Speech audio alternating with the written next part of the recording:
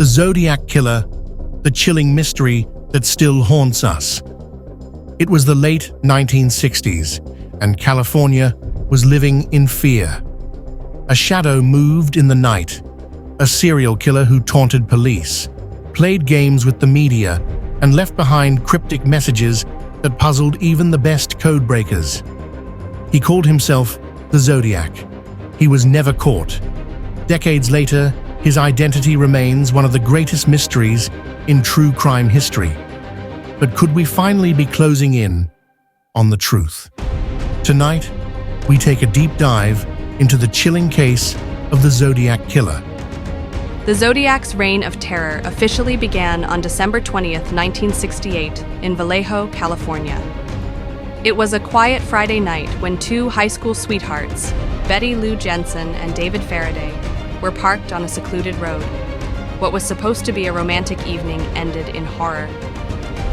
A mysterious gunman approached their car. Without warning, he fired multiple shots. David was killed instantly. Betty Lou tried to run, but she was gunned down just 30 feet away. There was no robbery, no clear motive, just cold-blooded murder. 6 months later, on July 4th, 1969, the killer struck again at Blue Rock Springs Park. This time, Darlene Ferrin and Michael Mageau were sitting in a car when a vehicle pulled up beside them. Moments later, gunshots shattered the silence. Michael, wounded but alive, later described the attacker as a stocky man with short, curly hair. Just minutes after the attack, a chilling call came into the Vallejo Police Department. A robotic, emotionless voice confessed to both murders.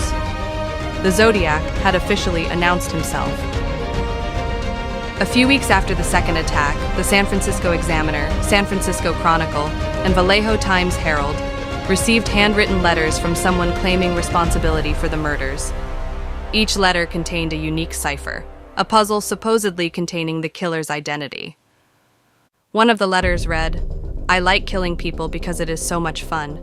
It is more fun than hunting wild game in the forest, because man is the most dangerous animal of all." The Zodiac demanded the newspapers publish his letters on the front page, threatening to kill again if they refused. Law enforcement had no choice but to comply. The first cipher, known as the 408 symbol cryptogram, was cracked by a schoolteacher and his wife. But instead of a name, the message was simply a chilling declaration of his love for murder. With each letter, the Zodiac grew bolder, mocking the police for their failures. He even signed his letters with a symbol, what would become his infamous calling card. Unlike his previous attacks, the Zodiac changed his methods on September 27, 1969. This time he didn't use a gun, he used a knife. That day, Brian Hartnell and Cecilia Shepard were enjoying a peaceful afternoon at Lake Berryessa when a masked figure approached them. Dressed in an executioner-style hood, he wore a black robe with the Zodiac's cross-circle symbol on his chest. He claimed he was an escaped convict, demanded money, and tied them up. But this was no robbery. Moments later, he began stabbing them, brutally and repeatedly. Before leaving, he scrawled a message on their car, detailing his past murders. Cecilia died, but Brian miraculously survived and gave police a crucial description. A stocky man, about 5 feet 10 inches, wearing glasses, with a slow, deliberate way of speaking. Just 2 weeks later, on October 11, 1969, the Zodiac struck again, this time in San Francisco. His victim was cab driver Paul Stein, who picked up a passenger in the city's theater district. As they approached a residential neighborhood, the passenger pulled out a gun and shot Stein in the head. Unlike his previous crimes, this attack had several witnesses. 3 teenagers saw the suspect wipe down the car before casually walking away. Unfortunately, police initially broadcasted the suspect as a black man, one of the most devastating errors in the investigation. The Zodiac slipped away, unnoticed.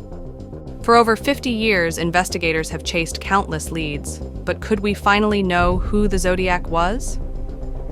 Arthur Lee Allen. Arthur Lee Allen remains the most famous suspect. He owned a Zodiac brand wristwatch with the killer's symbol. He had a history of violence, and he even told friends he wanted to kill people and be called Zodiac. But his handwriting didn't match the letters. and DNA found on a Zodiac envelope wasn't his. Gary Francis Post. In recent years, a team of independent investigators claimed the Zodiac was Gary Francis Post, a convicted felon with scars that matched witness descriptions. They pointed to an anagram in one of the Zodiac's ciphers that allegedly revealed his name, but the FBI never confirmed this. In 2020, a team of codebreakers finally cracked the infamous 340-character cipher. It read, "I hope you are having lots of fun trying to catch me. I am not afraid of the gas chamber because it will send me to paradise sooner." While this breakthrough was chilling, it still didn't reveal his name. Even today, new theories and forensic advancements continue to emerge. Some believe the Zodiac is still out there. Others think he died without ever facing justice. What if the Zodiac was someone completely different? What if he was never one man at all? Some theories suggest multiple killers were involved. Others believe the Zodiac may have been a police officer, explaining how he always evaded capture. Even now, cold case detectives and online sleuths continue to investigate. Will modern forensic science finally unmask him? Or will the Zodiac's true identity remain a mystery forever? What do you think? Was Arthur Lee Allen the Zodiac?